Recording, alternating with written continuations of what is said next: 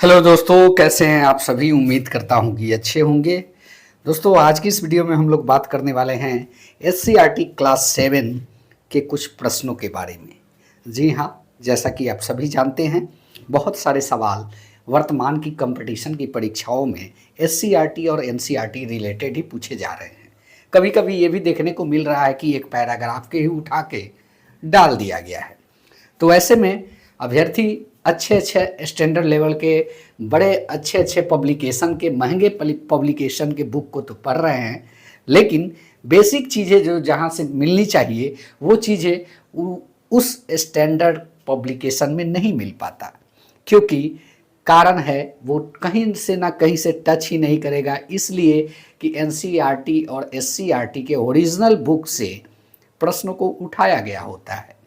ऐसे में आप सभी के लिए यह महत्वपूर्ण है, क्योंकि आज हम लोग जानने वाले हैं एससीईआरटी क्लास 7 के बुक से कुछ प्रश्नों पर डिस्कस करेंगे जो कि आपके परीक्षा से रिलेटेड हैं और बहुत ही ज़रूरी भी है, इसलिए कि अगर यहाँ से प्रश्न आते हैं तो आप हल नहीं कर पाइएगा। आपके स्क्रीन पे दिख रहा होगा कि पृथ्वी के अंदर ताक झांक एक अध्याय है, एक पार्ट है जो क्लास 7 में है। इसमें बताया गया है पृथ्वी के भूगर्भिक संरचनाओं के बारे में। आज की इस वीडियो में हम लोग इसी टॉपिक पे डिस्कस करने वाले हैं, तो बने रहिएगा, इस वीडियो को पूरा देखिएगा ताकि बहुत सारी कंसेप्ट जो है आपको क्लियर करने का मौका मिल सके। और हाँ, ये भी आपको बताते चले कि अगर इससे रिलेटेड आपके परीक्षा में कुछ पूछा भी जाता है तो आसानी पूर्वक उसका हल आप कर पाएंगे। तो इत्मीनान पूर्वक इस वीडियो को आप लोग पूरा देखिएगा, बाकी चीज़ें हम पर छोड़ दीजिए। कंसंट्रेशन कैसे बनाना है, सिर्फ और सिर्फ हमारी आवाज़ को आप लोग आकर्षित कीजिए, केंद्रित कीजिए, बाकी कंसंट्रेशन आपका बन जाए। यहाँ पे आपके स्क्रीन पे दिख रहा होगा कि यहाँ पे जो है हमने एक फिगर बनाया है जिसको आप मान के चल सकते हैं पृथ्वी। जी हाँ दोस्तों, आपने एक नारियल तो अवश्य देखा होगा। पृथ्वी क्या है, जस्ट एक नारियल के समान है।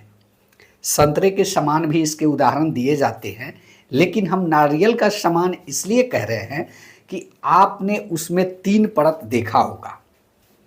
वो कैसे? तो ऊपर के परत जो होते हैं नारियल के वो बहुत कठोर होते हैं, उससे कुछ नरम होते हैं। भीतर की जो बिचली परत होती है वो, और अंदर में क्या होता है, उसमें द्रव्य रूपी कुछ पदार्थ होते हैं, यानी कि पेय पदार्थ होते हैं, उसको पिया जाता है। ठीक उसी प्रकार से पृथ्वी की भी संरचना है। पहली परत जो होती है वो बहुत ही कठोर और सख्त होती है, बिल्कुल नारियल के उस खोल के समान। और उसके नीचे का लेयर जो होता है कुछ कोमल होता है, जहाँ पे खनिज संसाधन पाई जाती हैं। ठीक उसके आप और नीचे जाते हैं, सबसे लास्ट की परत जिसे हम कोर कहते हैं, उस परत में आप जो भी पदार्थ पाएंगे वो द्रव के रूप में पाएंगे, यानी कि लिक्विड के रूप में वहाँ पे पाया जाता है।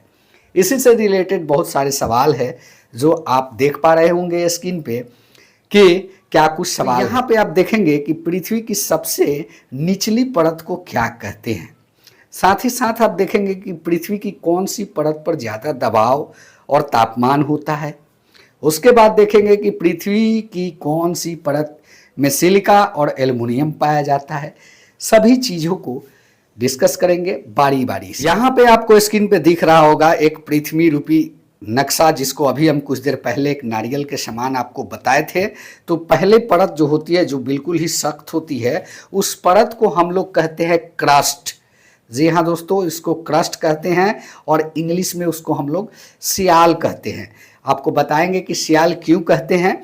साथ ही साथ जो उसके बीच की परत होती है, यानी कि जो ऊपरी परत के बाद वाली परत होती है, उसे हम लोग मेंटल कहते हैं। जी हाँ दोस्तों, बीच की परत को हम लोग मेटल कहते हैं, जिसे हम लोग सीमा भी कहा करते हैं।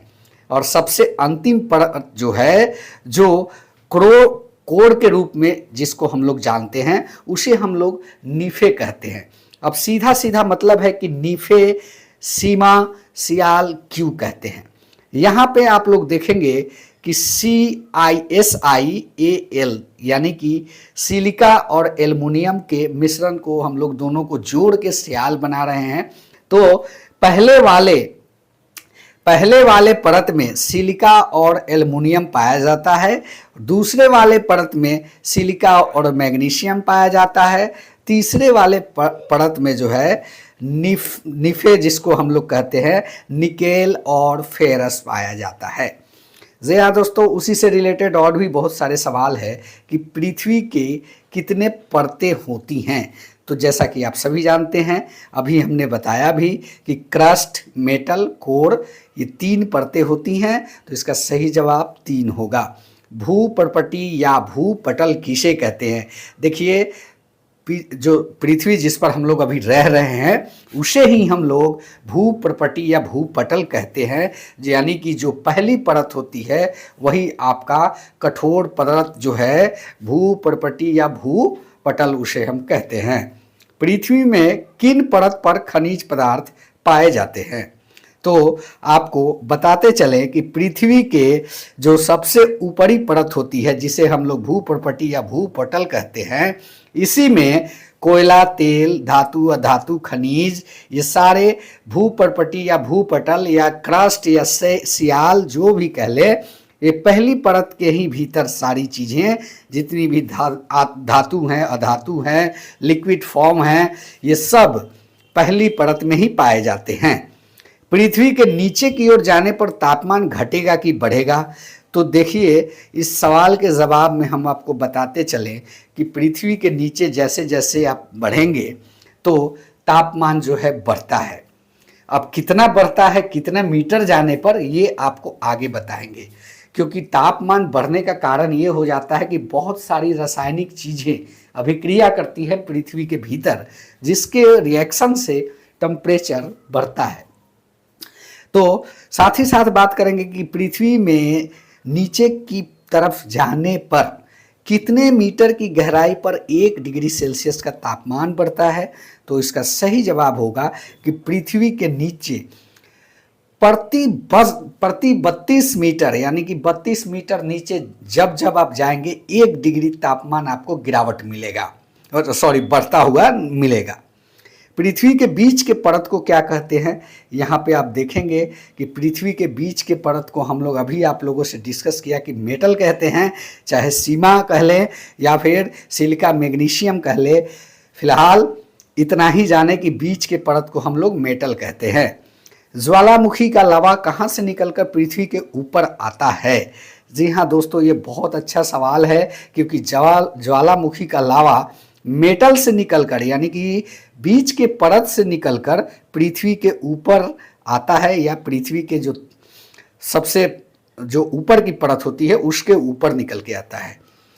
और बात करते हैं कि पृथ्वी के सबसे निचले परत में क्या पाया जाता है। तो अभी हमने आपको बताया कि हमारा पृथ्वी एक प्रकार से आप मान लें कि नारियल है। तो अगर सबसे नीचे जाएंगे नारियल के भीतर, तो जितनी भी चीज़ें हैं वहाँ द्रव अवस्था में पाई जाती है, यानी कि लिक्विड फॉर्म में पाई जाती है। स्वाभाविक है कि कोर में भी सारी जो चीज़ें हैं वो द्रव्य अवस्था में पाई जाएंगी। अब बात करते हैं यहाँ पे कि पृथ्वी के सबसे निचले परत को क्या कहते हैं। पृथ्वी के सबसे निचले परत को हम लोग कोर कहते हैं, और इसमें जो पाया जाने वाला धातु है वो है आपका निकेल और फेरस। जी हाँ दोस्तों, पृथ्वी की कौन सी परत में ज़्यादा दबाव और तापमान होता है? तो पृथ्वी की सबसे अंतिम परत जो होती है, जिसे हम लोग कोर कहते हैं, यहाँ पे सबसे ज़्यादा दबाव होता है और तापमान भी यहाँ सबसे ज़्यादा पाया जाता है। पृथ्वी की कौन सी परत सिलिका और एल्युमिनियम पाई जाती है? स्वाभाविक बात है, अभी हमने बताया कि क्रस्ट में आपको जो पाया जाता है वो आपको सिलिका और एल्युमिनियम, जिसे हम लोग सियाल कहते हैं, वो पहली परत यानी कि क्रस्ट में पाया जाता है। पृथ्वी की कौन सी परत में पिघली अवस्था में जो चीज़ें होती है तो अंतिम परत यानी कि कोर होती है। साथ ही साथ अब हम लोग बात करेंगे नेक्स्ट की। तो यहाँ पे आप देखेंगे कि पृथ्वी के सबसे निचली परत को कोर कहते हैं। पृथ्वी में कौन सी परत ज़्यादा दबाव और तापमान होता है? तो सबसे ज़्यादा अंतिम। और पृथ्वी की कौन सी परत सिलिका और एल्युमिनियम? तो क्रस्ट। और पृथ्वी की कौन सी परत में पिघली अवस्था में होती है, तो लास्ट यानी कि कोड में जो भी चीज़ें मिलती हैं पिघली अवस्था में मिलती हैं। तो दोस्तों उम्मीद करता हूं कि ये जो क्लास 7 का पहला चैप्टर है, इससे जितने भी आपके सवाल बनते हैं वो सारे इस वीडियो में क्लियर हो गए। और यह वीडियो अच्छा लगा हो तो प्लीज़ चैनल को सब्सक्राइब कीजिएगा, बेल आइकन को प्रेस कीजिएगा, ताकि नेक्स्ट चैप्टर जो एनसीईआरटी का चट्टान और खनिज के बारे में है वो भी आपको इसके बाद वाले वीडियो में डिस्कस किया जाएगा। मिलते हैं नेक्स्ट वीडियो में। धन्यवाद। जय हिंद। वंदे मातरम।